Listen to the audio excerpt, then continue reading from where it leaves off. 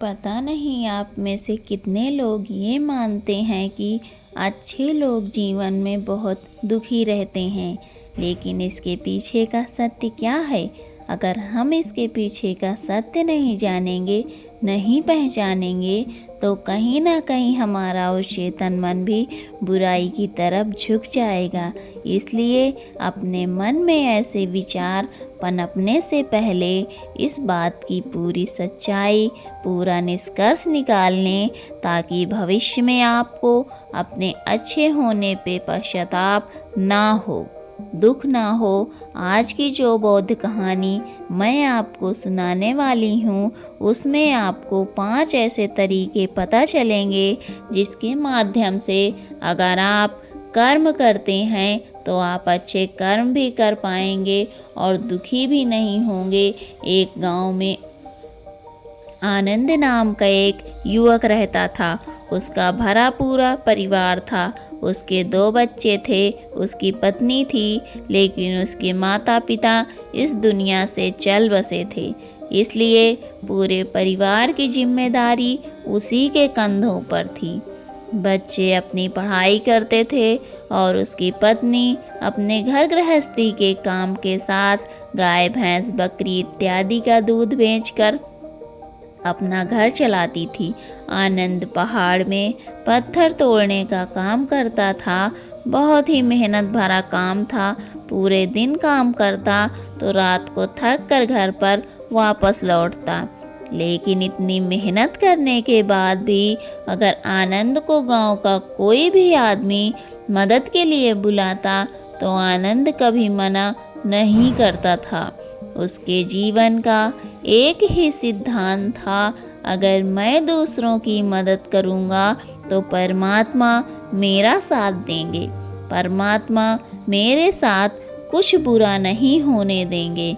आनंद अपने इस सिद्धांत का पालन बहुत ही कड़ाई के साथ करता था। वह इस सिद्धांत पर इतना विश्वास करता था कि अगर कोई बाहर का आदमी उससे मदद मांग ले तो वो अपने घर का काम भी अधूरा छोड़कर उस आदमी की मदद करने के लिए पहुंच जाता था, जिसकी वजह से उसकी पत्नी बहुत परेशान रहती थी। वो अक्सर आनंद को समझाने की कोशिश करती थी कि सबसे पहले अपना काम करो, अपने परिवार को देखो। 2 बच्चे हैं हमारे और फिर भी तुम दूसरों के काम करने में लगे रहते हो। अरे अपने घर को तो संभालो, अपना घर संभल नहीं रहा, दूसरों की मदद करने चले हैं। और जब ऐसी बातें आनंद के कानों में पड़ती तो उसके हृदय में कांटा चुभने लगता था और उन दोनों में लड़ाई झगड़ा शुरू हो जाता था। अक्सर उनके लड़ाई झगड़े का यही सबसे बड़ा कारण होता था। लेकिन ना तो आनंद अपने आप को बदल पाया और ना ही उसकी पत्नी ने उसको समझाना कभी बंद किया। इसी वजह से आए दिन उनके घर में क्लेश होता रहता था। जहाँ तक उस गांव वालों की बात थी तो वो आनंद के स्वभाव को जानते थे और वो जानबूझकर जो काम आसान भी होता था, जो उनके सामर्थ्य में भी होता था, उस काम के लिए भी वे आनंद को बुलाते थे ताकि उन्हें कम मेहनत करनी पड़े। कहने का अर्थ है कि गांव वाले आनंद की इस शिष्टाचार का फायदा उठाते थे, लाभ उठाते थे और सब पीछे से उसका मजाक उड़ाते थे, उसे बेवकूफ़ कहते थे। ऐसे ही समय की तरह एक दिन आनंद की पत्नी बहुत ज़्यादा बीमार पड़ गई। आनंद से जो कुछ भी सेवा हो सकती थी उसने वो सब अपनी पत्नी के लिए किया। उसने गांव के वैद्य को बुलाकर अपनी पत्नी की जांच करवाई, लेकिन ये रोग उस वैद्य के पकड़ से बाहर था। इसलिए उस वैद्य ने कहा कि तुम अपनी पत्नी को नगर में जाकर किसी बड़े वैद्य को दिखाओ तो तुम्हारी पत्नी की जान बच सकती है। जल्द से जल्द नगर पहुंचने की व्यवस्था करो, नहीं तो तुम्हारे पत्नी के प्राण संकट में हो जाएंगे। ये सुनकर आनंद के पैरों तले जमीन खिसक गई। उसने ये नहीं सोचा था कि उसकी पत्नी के प्राण संकट में हैं।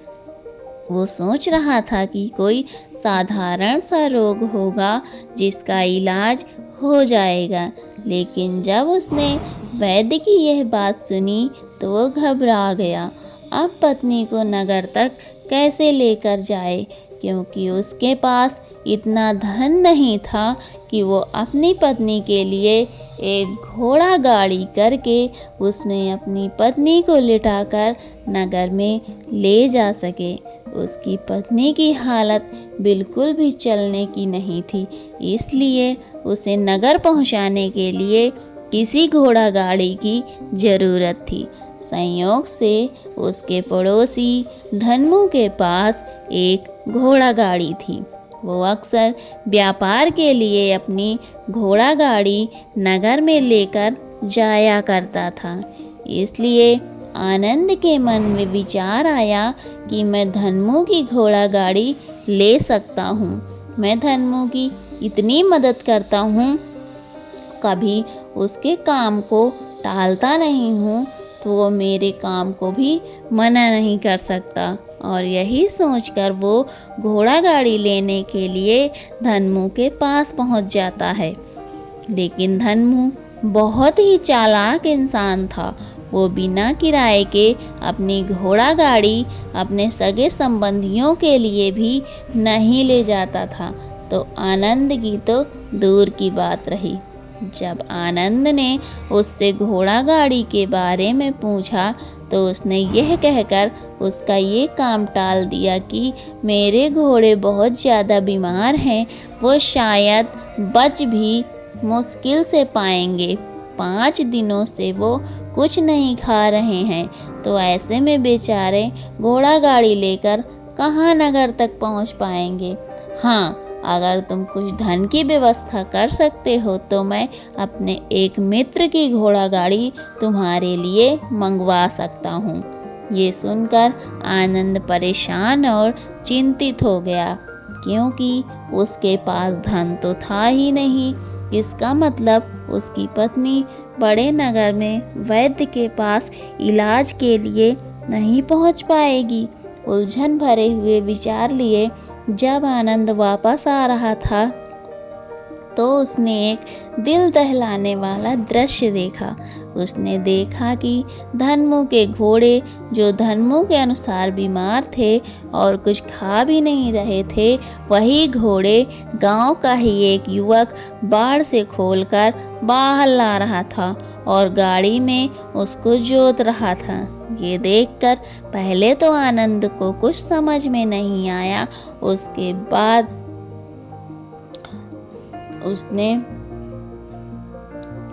बाद जब आनंद ने उस युवक से पूछा तो उसने बताया कि धन्मू ने ये घोड़ा गाड़ी उसे किराए पर दी है।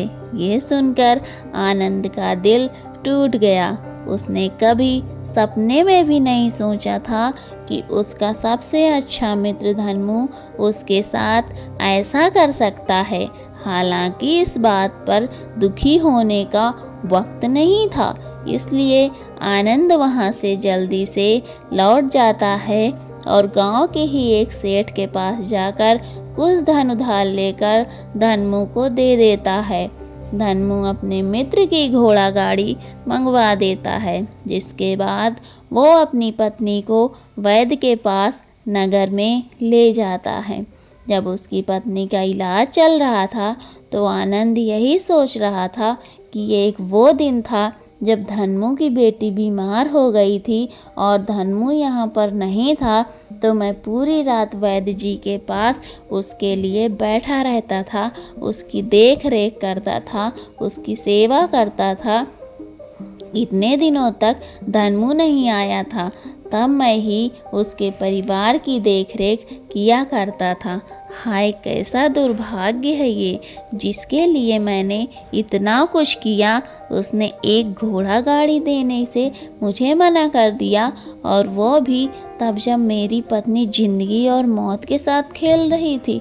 कुछ देर बाद वैद्य बाहर आकर आनंद को एक बहुत बुरी खबर देता है। वो आनंद को बताता है कि उसकी पत्नी को कैंसर रोग हो चुका है और इसका कोई भी इलाज नहीं है। उसके पास कुछ समय ही शेष बचा है। ये सुनकर आनंद दुखी होकर वहीं ज़मीन पर बैठ गया। उसकी पूरी दुनिया उजड़ने वाली थी और उसे कोई रास्ता नज़र नहीं आ रहा था। कुछ समय बाद उसकी पत्नी चल बसी और अब दोनों बच्चों की जिम्मेदारी उसके कंधों पर आ गई थी। लेकिन यहाँ पर आनंद के सारे सिद्धांत टूट चुके थे, उसके सारे भ्रम खत्म हो चुके थे। अब उसके दिमाग में एक ही बात थी कि अच्छा कर्म करने से परमात्मा साथ नहीं देता, बल्कि बुरे लोग फलते फूलते हैं, और इस बात का मैं सबसे बड़ा गवाह हूँ। ये विचार अक्सर उसके दिमाग में चलते रहते थे और इसी वजह से उसका मन धीरे धीरे संन्यास्त हो गया, देश दुनिया से दूर हट गया। और एक दिन ऐसा भी आया जब वो अपने बच्चों को अपने रिश्तेदारों के पास छोड़कर इस देश दुनिया को त्याग कर एक सन्यासी बनने के लिए घर से निकल पड़ा। उसने गांव में किसी को कुछ नहीं बताया, किसी को कुछ नहीं पता था कि आनंद अचानक कहाँ गायब हो गया। सन्यास की दीक्षा लेने के लिए वो एक बौद्ध भिक्षु के पास पहुंचता है। बौद्ध भिक्षु उस समय ध्यान में बैठे हुए थे। ध्यान से बाहर आने के बाद वो बड़े ध्यान से आनंद के चेहरे को देखते हैं और उससे सन्यासी बनने का कारण पूछते हैं। इस पर आनंद उन्हें अपनी पूरी आपबीती सुना देता है और कहता है कि हे महात्मा, इस दुनिया से मुझे कुछ भी हासिल नहीं हुआ। मेरा मन इस दुनिया से विरक्त हो चुका है। जब अपने दोस्तों ने ही मेरा साथ नहीं दिया तो इस दुनिया में रहने का क्या मतलब, और इसी वजह से मैं सन्यासी बनना चाहता हूँ। ये सुनने के बाद बौद्ध भिक्षु ने उपदेश देना शुरू किया। उन्होंने कहा कि याद रखना बेटा, जीवन से विरक्त होकर सन्यासी बनना तुम्हें परम सुख तक कभी नहीं पहुंचा सकता, परमानंद तक कभी नहीं पहुंच सकता। तुम दुनिया से अपने मन पर एक बोझ लेकर विरक्त हुए हो। तुम दुनिया से परमात्मा की खोज करने के लिए विरक्त नहीं हुए हो। इस भ्रम में कभी मत रहना तुम संसार से विरक्त हुए हो, क्योंकि संसार ने तुम्हें धोखा दिया है, ऐसा तुम्हें लगता है। इसलिए तुम परमात्मा पे कभी विश्वास नहीं कर पाओगे और ना ही उन पर अपनी पूर्ण आस्था बना पाओगे। इसीलिए सन्यासी होने का भी तुम पूरा लाभ कभी नहीं उठा पाओगे। सन्यासी होने का लाभ तब मिलता है जब हमारी प्रभु में, परमेश्वर में, परमात्मा में पूर्ण आस्था बन जाती है। मैं तुमसे पूछता हूँ, क्या तुम्हारी आस्था परमात्मा में है? ये सुनकर आनंद कहता है कि हे महात्मा, मैं तो दुनिया देख कर आया हूँ कि जो बुरे कर्म करता है वो फलता फूलता है, और जो अच्छा काम करता है उसे कुछ भी नहीं देता, परमात्मा उसे दुख ही देता है। इसलिए मैं परमात्मा पर अपनी पूर्ण आस्था कैसे बना सकता हूँ? यह सुनकर उस बौद्ध भिक्षु ने कहा कि यही तो मैं तुम्हें समझाना चाहता हूँ कि तुम पूरी ऊर्जा अपनी सन्यासी जीवन में लगाओ और उसके बाद भी तुम्हें फल प्राप्त ना हो तो तुम्हें कैसा लगेगा। इसलिए किसी की भी मदद करने के लिए मैं तुम्हें 5 सिद्धांत बताता हूँ। ये 5 सिद्धांत समझकर तुम संसार में वापस लौट जाओ। संसार में एक गृहस्थ जीवन जियो, उसके बाद ही सन्यासी जीवन का उदय होता है। जब हम अपने गृहस्थ जीवन को पूर्ण रूप से समझ लेते हैं और अपनी जिम्मेदारियों का निर्वाह कर देते हैं, यह कहकर बौद्ध भिक्षु ने कहना शुरू किया कि जब भी तुम किसी की सहायता करते हो, किसी की मदद करते हो, उसमें सबसे पहली बात, सबसे पहला सिद्धांत जो ध्यान में रखने वाला होता है, वो होता है कि किसी की मदद करते वक्त, किसी की सहायता करते वक्त कभी भी उससे उम्मीद मत रखना। ये मत सोचना कि आज मैंने इसकी मदद की है, इसकी सहायता की है, तो कल बदले में ये भी मेरी सहायता करेगा, मेरी मदद करेगा। अगर तुम ऐसा सोचोगे तो तुम्हें जीवन में दुखों का सामना करना ही पड़ेगा, क्योंकि एक नहीं तो दूसरा, या दूसरा नहीं तो तीसरा, कोई ना कोई तुम्हारी उम्मीद जरूर तोड़ेगा। और वास्तविकता में वो मदद या वो सहायता नहीं होती है, जो हमारे लालच का ही एक रूप होता है। हम उसकी सहायता या मदद निर्भर तरीके से नहीं कर रहे हैं। हमारे मन में लालच का भाव है, हमारे मन में बदले का भाव है। हम ये सोचकर मदद करते हैं कि इसकी मदद कर देता हूँ तो ये कल मेरी भी मदद करेगा, और यही लालच हमें अक्सर उन लोगों की मदद करने पर विवश करता है जो किसी न किसी रूप में धनवान होते हैं, क्योंकि हमें लगता है कि कल ये आदमी धन के द्वारा मेरी मदद कर सकता है। और इसलिए जिस इंसान को वास्तविकता में मदद की आवश्यकता है, हो सकता है वो गरीब हो, लेकिन हमारा मन अपने लालच के वशीभूत होकर उसकी मदद कभी नहीं करेगा। इसलिए किसी की मदद और किसी की सहायता करने के अपने विचार को विस्तार दो। केवल एक प्रकार के वर्ग के लिए अपनी सहायता या अपनी मदद पेश मत करना, उन सब के लिए समान होनी चाहिए। ज़रा सोचो, एक तरफ तुम्हारा मित्र हो जिसके पास धन है, संपदा है, और दूसरी तरफ कोई गरीब औरत हो जो भूखी बैठी हुई है। तुम्हारा दोस्त तुमसे कहता है कि यार आज तो खाने के लिए अच्छे अच्छे पकवान मंगवा लो बाज़ार से, और दूसरी तरफ वो औरत तुमसे 2 सूखी रोटी मांग रही है, तो तुम किसकी मदद करोगे? कौन मदद का हकदार है? सबसे पहले हमारा कर्तव्य बनता है कि उस औरत की भूख मिटाएं, लेकिन अक्सर इंसान ऐसा नहीं सोचते। वो अपने दोस्त को तो खिला देंगे, उसको तो बाज़ार से बहुत महंगी वस्तु मंगा के दे देंगे, लेकिन किसी गरीब को उसकी भूख मिटाने के लिए पैसा या धन नहीं देंगे। दूसरी बात जो ख्याल रखने की है, वो है सहायता करते वक्त हमारा लालच कभी भी उसके साथ नहीं जुड़ना चाहिए। अक्सर हम जब किसी की मदद करते हैं तो हमारा लालच और हमारा स्वार्थ उसके साथ जुड़ा होता है, और हम अपनी भविष्य की योजना तैयार करके उस आदमी की मदद करते हैं। हम यह सोचते हैं कि अगर मैं इसका ये काम करूँगा तो भविष्य में ये आदमी मेरा वो काम पूरा कर देगा। वो सहायता तो मदद बिल्कुल भी परमात्मा के द्वार को नहीं खटकाती, क्योंकि वो लालच है। जाहिर है आप अपने आप को धोखा देने के लिए अपने लालच को एक सहायता, एक मदद का रूप दे रहे हैं। तीसरी बात जो ख्याल रखने की है वो ये है कि अपने सामर्थ्य के हिसाब से दूसरे की मदद करो। कभी भी किसी गृहस्थ आदमी को किसी की इतनी सहायता नहीं करना चाहिए जिससे कि उसका परिवार, उसके बच्चे कष्ट में जीवन बिताएं। सबसे पहला फर्ज हमारा होता है अपने परिवार को सुखी रखना, उनकी ज़रूरतों को पूरा करना और उसके बाद दूसरों की मदद करना आता है। लेकिन कुछ लोग दूसरों की मदद पहले करते हैं और अपने परिवार को तवज्जो कम देते हैं, जिससे कि परिवार में लड़ाई झगड़े आए दिन पनपते रहते हैं। ये सब हम समाज में देखते रहते हैं।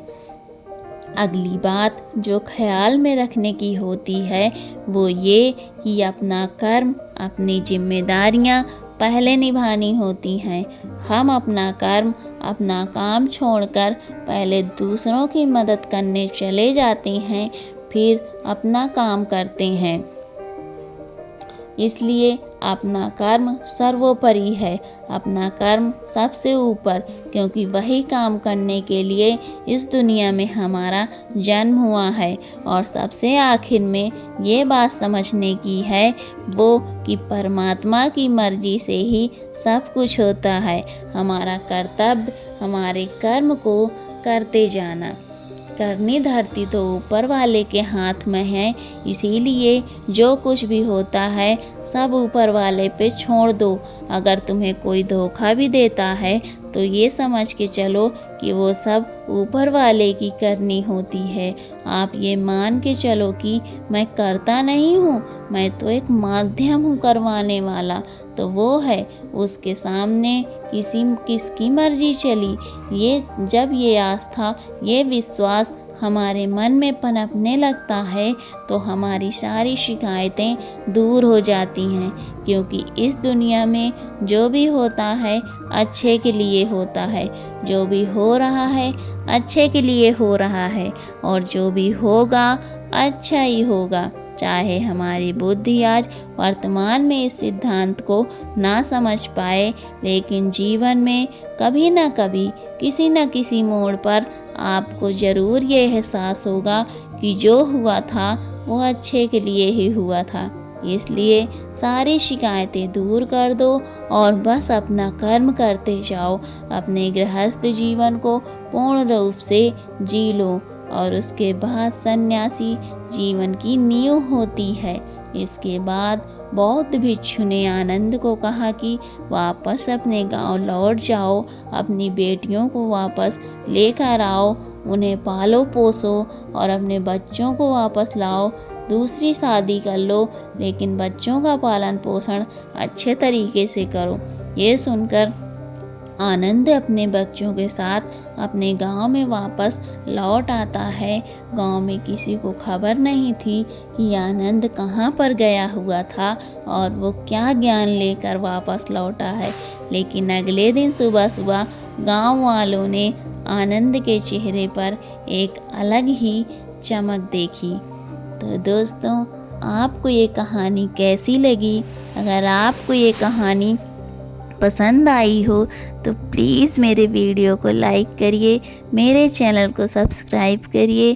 Thanks for watching. Keep loving and keep supporting.